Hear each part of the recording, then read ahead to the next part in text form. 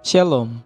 Renungan kebenaran firman Tuhan hari ini terambil di dalam Injil Matius pasal 5 ayat 43 sampai dengan ayat yang ke-48.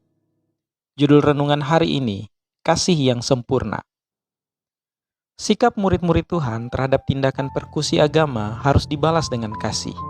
Itu yang dikatakan oleh Richard Friends. Dalam bacaan kita hari ini, Yesus tidak hanya berbicara tentang penganiayaan agama ketika Dia menyuruh kita untuk mengasihi musuh kita. Kasih yang Tuhan perintahkan kepada kita untuk ditunjukkan kepada orang lain, bahkan musuh kita, harus lebih besar.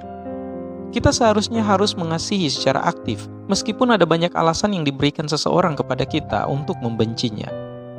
Yesus memerintahkan kita untuk berdoa bagi mereka yang menganiaya kita. Dia tidak berbicara tentang berdoa agar sebuah batu besar menimpa kepala mereka, atau berdoa agar mereka terkena masalah. Tuhan ingin kita menunjukkan kasih yang tulus kepada semua orang.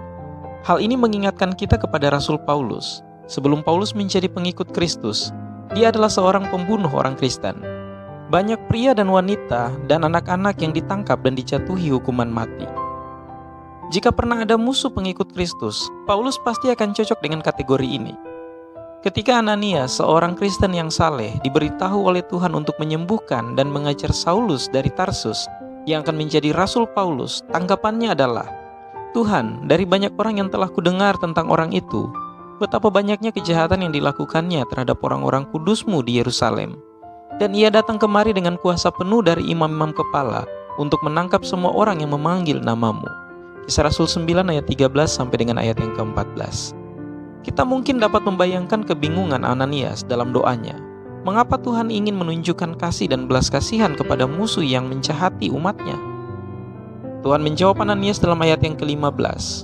"Orang ini adalah alat pilihanku untuk membawa umatku di hadapan bangsa-bangsa lain dan raja-raja mereka di hadapan orang Israel." Pembunuh ini akan membawa kehidupan bagi ribuan orang. Kita mungkin bertanya-tanya mengapa Tuhan memilih Paulus. Apakah selalu dimaksudkan bahwa pertobatannya akan mengilhami banyak orang sepanjang waktu? Kita tahu bahwa Paulus berada pada peristiwa pelemparan batu kepada Stefanus. Apakah itu merupakan undangan baginya untuk memberikan hidupnya kepada Tuhan dan menerima Yesus yang gagal dia terima? Apakah pertobatan Paulus pada akhirnya dipengaruhi oleh doa orang-orang yang dijatuhi hukuman mati? Bones pernah menulis, Tuhan membentuk dunia dengan doa. Doa tidak mengenal kematian. Bibir yang mengucapkannya mungkin tertutup oleh kematian. Jantung yang merasakannya mungkin telah berhenti berdetak.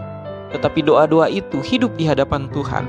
Dan hati Tuhan tertuju pada mereka, dan doa-doa itu hidup lebih lama dari mereka yang mengucapkannya.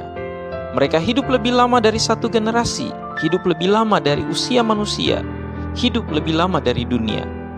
Yesus mengajar kita untuk berdoa bagi mereka yang menganiaya kita. Dia memerintahkan kita untuk mengasihi dengan kasih karunia dan belas kasihan.